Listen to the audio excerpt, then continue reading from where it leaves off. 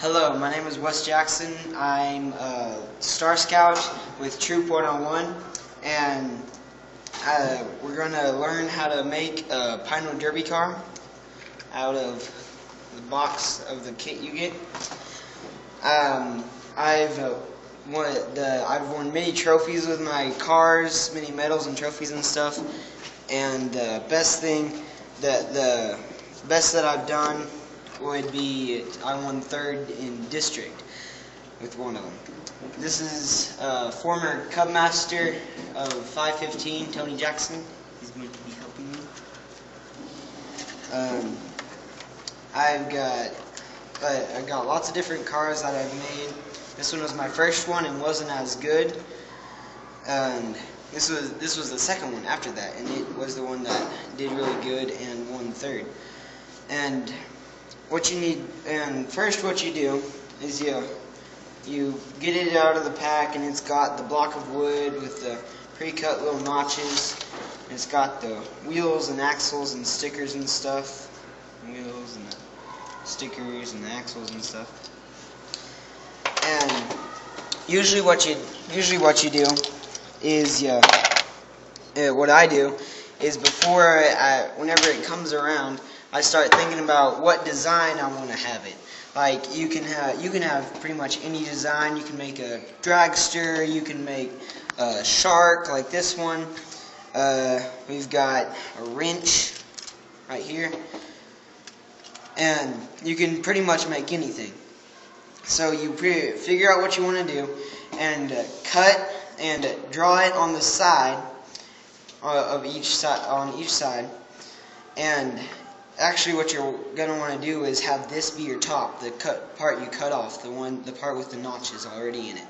You're going to want to cut that off actually, and you just use a coping saw for that. Just kind of get it, and parents going to have to help with this. You just get it going and just try to follow the lines that you make on each side. We found that the coping saw is about the easiest thing to use, even as opposed to a bandsaw, or they have power coping saws, which you can use. But we found a coping saw and some sandpaper works just as good as anything. So the reason you're going to want to cut this part off, you just kind of reject that part, because if you'll notice, this has a shorter wheel. It makes a shorter wheelbase. Like on this car, it's got a shorter wheelbase compared to like that car, which has a longer wheelbase. So you're gonna cut off that part, and then you usually use a coping saw and put in new notches. About how far in? I believe it's an inch or an inch and a half from the end. It has to be. It outlines that in the rules how far it has to be from the end of the car. But anyways, we put it the maximum. You want your wheels the maximum width apart. It's called the wheelbase, and you want as long a wheelbase as possible.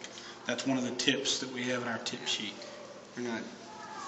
What's the purpose of that? They said it makes the car go faster, so works for me. But you usually use a coping saw and cut new slots in it. And then if you have a drill press, a good thing to do would be to set the car down and use the drill press to drill in like the holes for your axles. The holes for your axles.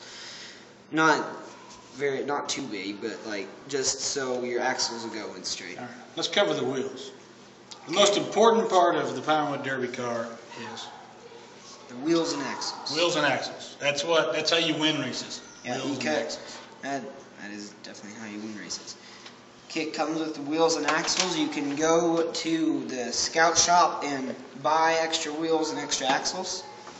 And with the wheels, sometimes they have, if you'll notice on the inside or somewhere usually. Yes, on the inside. On the inside, there's little bitty numbers in them, and you're gonna want to try to get 3 of the same numbers.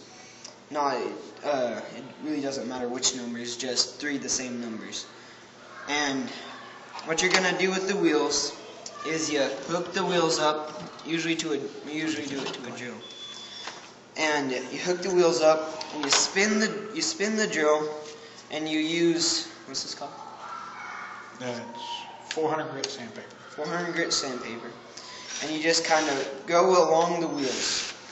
And one of the rules is the little tread on the outside of them there, that has to be showing, or evidence of it at least. But what you want to try to do is there's a little notch where it was hooked up to the other wheels. The molding, yeah. The molding. And it's kind of rough, and you want to smooth that down. Let me mention here that one thing it says on the tip sheet is to not use a drill on the wheels. And we've always used a drill on the wheels, but the reason you won't want to is because if you run this drill, if you ran at high speed on that sandpaper, it would melt the plastic and ball it up, and you trash the wheel. But we've always done it like this, and we just be sure whenever you're sanding this, you're just running at a slow speed, and you're just running your wheel over the edge of the sandpaper.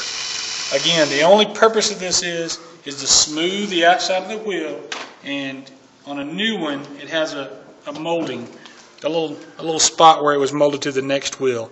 And all you want to do really is make you a nice smooth wheel. That's the only purpose of sanding the wheels. Also note that on the rules, something you can't do is you can't sand the wheels to where you make them real narrow. The width of the wheel has to remain the same. That's by BSA rules, and the rules and these rules that we're stating, that's one of the rules that's in your kit. There's a little sheet that's got some rules on it. That's one of them. You can't remove the stuff from the width of the wheel. You can sand it off a little bit and make it smooth, but that's it. All right, axles. Axles. Axles, what you have to do is you hook it into the drill, and you want to hook it like about that far in where that much is in the drill and this much is sticking out. And what you do is, yeah, that's better. And the problem is there's little notches in it, little notches in the wheel right there, and that causes the friction, which is what you don't want. So first, you'll get a file, and you'll just kind of spin it. Just run the file down it. There's also a little notch on the underside of the nail or the axle, I guess. The underside of each nail head, there's two little molding marks. Can you see those? Mm-hmm. Those molding marks, you need to get rid of those. So one thing you want to do when you're running that file is you're going to run it up against the nail head so that you eliminate those two molding marks. You want to get rid of those. Now also be careful, because with a file running in the drill, real quickly you can flatten off the head of your axle, or you can cut it completely off, and of course you have to start with a new axle if you do that. So the main thing is just to smooth out those ridges that you mentioned a little bit, and smooth out with the file. You're knocking off those molding marks on the bottom side of the head. Then what you're going to get next is a strip of emery cloth, is what we call it. What's it? Emery cloth, that's emery right. Cloth. And you get a strip of emery cloth about the same width. And what we do is we tear it a long ways. And you can get it and just do that. Oh yeah, fold it in half. You get it and fold it in half, and then kind of bend it around it and spin it. And you pull down on the emery cloth while doing that, and that smooths it out even more. You can go up against the head, and you have to kind of key it every so often, switch it to a new spot. What? Go ahead and run it a little bit. Okay. For sure.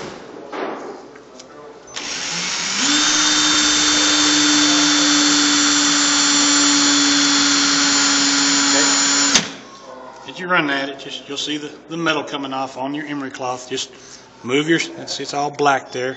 We'll just move it down a little bit, run it some more. Just like that. Now the majority of your smoothing, you do the majority of the smoothing with the emery cloth till you get your axle nice and smooth around the top. And then what you finish with, just smoothing it out, is you get some steel wool and some needle nose pliers, which we forgot needle nose pliers. And you get a little strip of steel wool and pinch it around there, and use pliers because it gets real hot. And you do that, And you don't do that real long or real fast, because I've had some that melted the axle, and that wasn't fun. And yeah, will melt up your axle. It will melt up your All axle. right, let's go to And sometimes, polishing. yeah, for wheels and axles, we don't normally do this, but there's for axles you can use some kind of metal polish or finish or something, and then for the wheels, whenever you finish smoothing it up, like I said, you can shine them with rubbing compound. Rubbing compound. This is a metal polish, just like you can use this or Brasso, just a common metal polish. It's done different ways. And once you got your wheels and axles all smoothed out, this one's sort of smooth. You get them all smoothed out, and you put them together, and you're gonna spin them. You put them in the drill together, and you just sit there and spin them and mess with them and kind of hold them and spin them the other way and spin them that way and all this other stuff. The purpose of that is to match up the little grooves in the axle and the little grooves on the inside of the wheel there. Now we're talking microscopic grooves, because you've smoothed it out nice. Itty bitty. But after you do that, and you spin your wheels and axles together, that kind of matches them up. Matches them up. And then what you're gonna want to do is put graphite in them, and mush the graphite in there. And then once you do that, put a piece of tape, masking tape on them. So that wheel and that axle stays together for the rest of the time. Use the graphite, just whatever really. Show them the graphite. Graphite. That's just what we use. You use the graphite and mush it in there, and then you put graphite in a little Ziploc baggie like this. This one's already got tons of graphite in there. And you put all four of your wheels and axles in the graphite bag, put some extra graphite in there, and zip them up, and just kind of let them soak in a graphite bath. And every so often, like whenever you walk by them every day or something, just shake them up, shake the graphite in there. Also, when we were spinning our axles, once we spun our wheels on our axles and everything, we'd add the graphite to it while it was in the drill, and we'd spin it some more. Yeah. And we'd get the graphite, really work the graphite in there, and then soak them in your bag, and just kind of leave them. It's good to do that. That's your first major step. So you want to do that, at least a couple of weeks before the race, because before you haven't even built your car, you still got a block of wood. Wheels and axles are the main thing, and it's the first thing that you do. Yeah. Work on those wheels and axles, because that's what makes your speed. So after you got the wheels and axles basically just soaking in the graphite, you go onto the car, the block of wood, cut out your design in it that way. You can, parents help with them, cutting and stuff, and you can carve it and smooth and sand it and smooth it. All right, let's tell them about weight and how you want to distribute your weight. Usually what we use for weight, we use lead. We melt down some lead sinkers.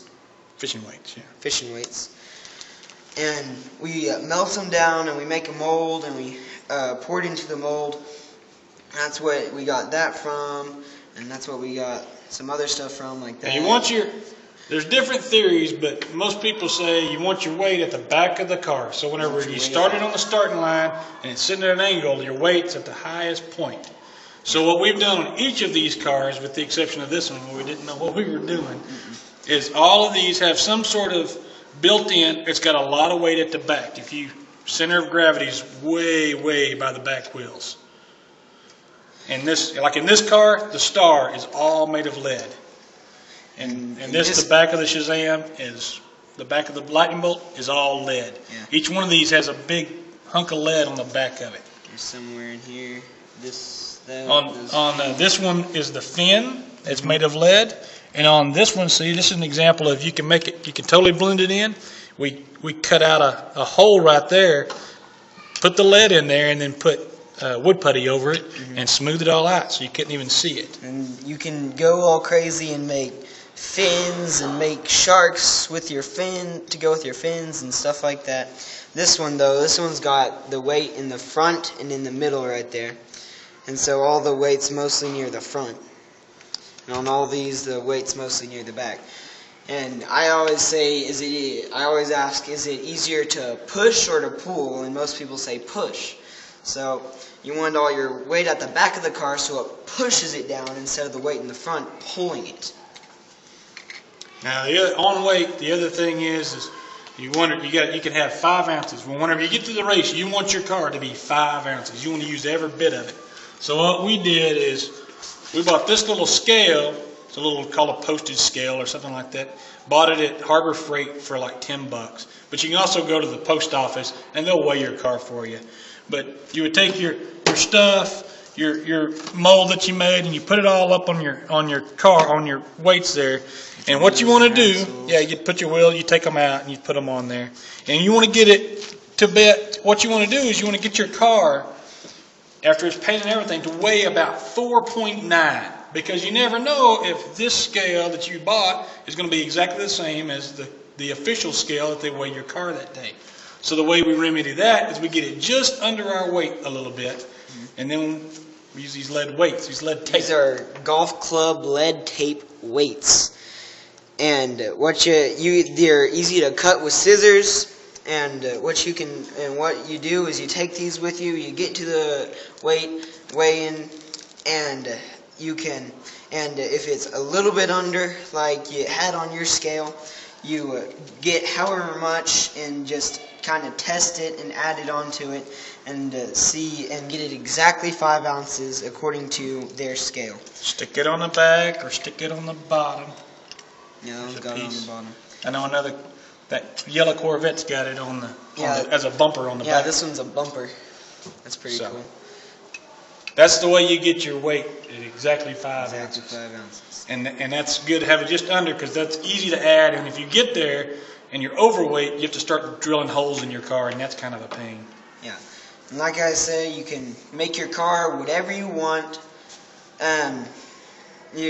There's a list that we have on there. You can look up on the internet just different design ideas. We got a flash sign, we got a wrench, anything and everything you can think of, because the shape really doesn't matter. Aerodynamics for a little 30-foot track and a little 7-inch block of wood isn't really going to matter.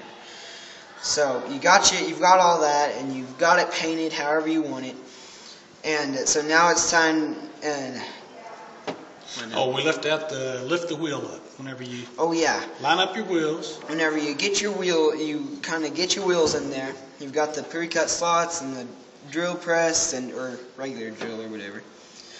And you want as little friction as possible. So generally, you want to have three wheels on the ground and one just kind of spinning freely. You raise one of your front wheels, raise it up just a little bit, because there's no rule that says it has to be touching the ground, and 3 wheels instead of 4 means less friction.